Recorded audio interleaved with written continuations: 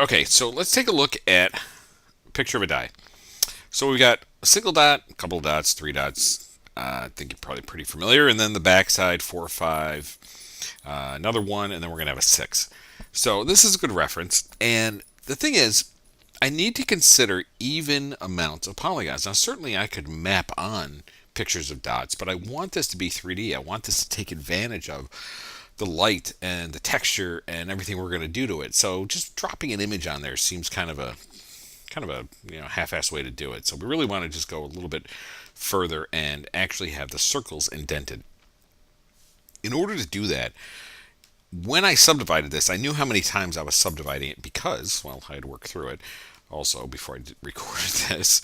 But I had to consider the largest amount of dots on one side, which would be 6. Once I had that, I could then easily break down for 5, 4, and 3. So I had to get the right amount of polygons in here. So if we go to polygon mode, select that at the top, meaning we're going to select polygons. When you click and hold the mouse, by the way, you can select polygons. If you let go of the mouse, you are now deselecting. All right, so it toggles like that. So if that happens, you hold down the Shift key and you can add to your selection. If you hit Control key, you can deselect specific polygons. So again, just click, select, let go of the mouse, and you'll start over. Or hold the Control key to deselect, hold the Shift key to continue. And then to get rid of any selections, just click out into this blank area right over here. Just click away from it. All right, so let's count. So if I go 1, 2, 3, 4 down from the top, and then I go a space 1, 2, 3, 4, and a space 1, 2, 3, 4, and then if I go, and I actually should be right here, like this, and over 4. No, I was right. So I'm going to hold Control key and deselect these, and then 4 like this, and then 4 like this, and then 4 like this. Now I've got even spaces all around. So I can come over here to this side. 1, 2, 3, 4. Holding the Shift key, of course.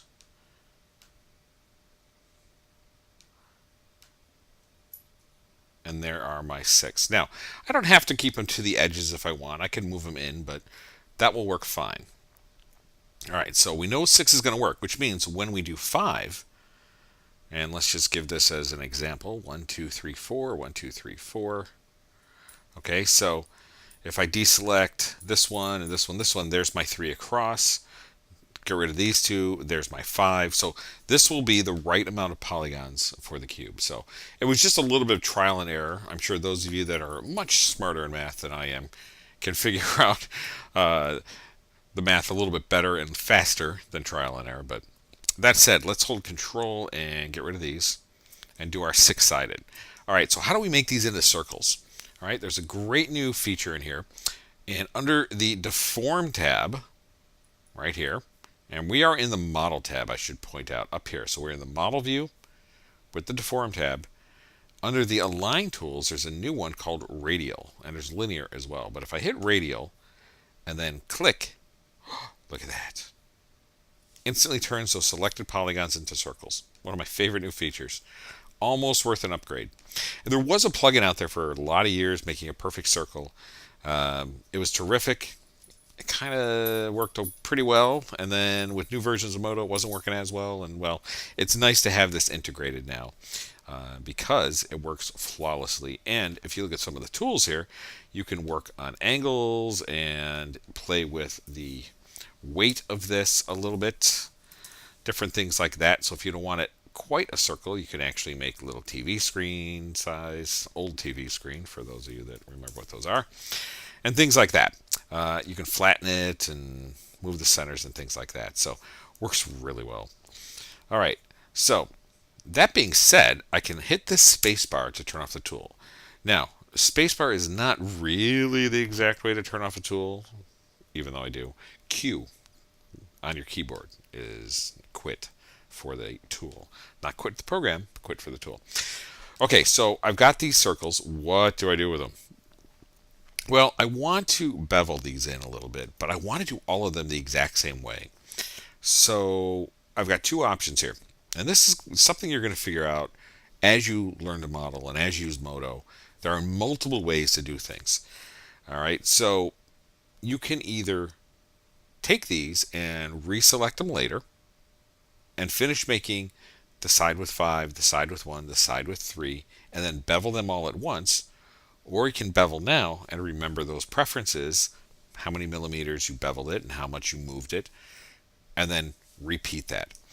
So for me, what I'm going to do is use a little bit of a save feature. What I'm going to do is come over here to select, and then at the bottom, choose assign selection set. And I will call these dots. And click OK. And then I'll deselect. I'm going to press Control S, and I'm going to name this dice. And let's just do that. Let's call it dice. All right. File type is Moto Scene. Click Save. You'll also see that I've done that. My clapboard now changes from untitled to dice.lxo. Okay.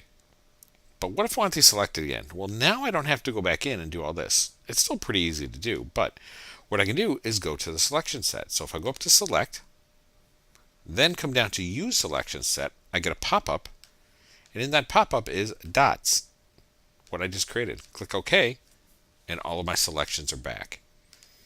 So that's how I'm going to do this.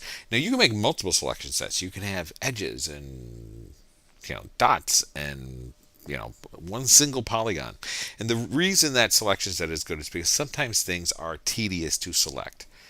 All right, just like that. So if I went around this whole thing, make sure I got all of that, hold the shift key, go like that, it can add up sometimes. So selection sets are a good way to work.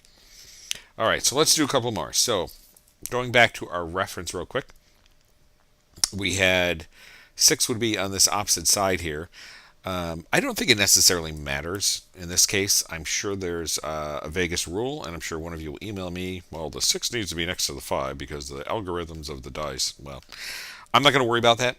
I'm just going to go 6, 5, 4, 3, 2, 1. All right, and we're just gonna wrap them around. So 6, 5, 1, 4 on top. We'll do it like that. So let's put 5 here. So again, if you remember from here, we had a row across the top, row across the side. And we'll go 1, 2, 3, 4, and 4. And this will be 5. So we have to go all the way down. We want just 2 and 2, so we don't need the middle. We just need the middle and the center. So skip 1, 2, 3, 4, skip. And then this one, easy enough. Okay, and then we're going to come over here. And I'm going to do one more after this, and then we will go on to the end, and I'll have these all done. You don't need to watch me do it all. So there's 4. Nope, something's off. That one's off. All right, see what I did there? Now, I didn't hold the Shift key, and by clicking, I accidentally deleted all of my selections. Great thing about Moto, Command Z. And if you hold Shift Command Z, you can go back. Okay, so nice little feature there. All right, so let's take a look here. We have to go right here. 1, 2, 3, 4. 1, 2, 3, 4. There we go. Good. All right. Radius.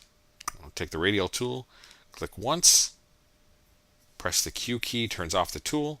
Select. Assign selection set. And we'll choose dots because we want them all the same. So these selections are being saved. And then we can deselect. And then Command S to save the scene. So now we've got 6 on one side, 5 on another. And when I'm ready to go, I can go to Select, Use Selection Set, choose Dots, and now all those dots are selected. All right, so let's do one more, and then we'll move on to the finished one. We'll go up to the top, and we will do 4. So 1, 2, 3, 4 here. Pretty easy. Just start right from the corners. Okay, and I know this is all very basic, but it'll be very cool just the same when we're finished with all of it. Align tools, radius. I say radius, it's radial. You can click on it to turn it off as well. Select, assign selection set, dots, Click OK and deselect. All right. So the idea here is also, aside from learning the tools and learning how to just work with the tools and what they do, it's also getting used to a workflow and just select, deselect, using selection sets, and so on.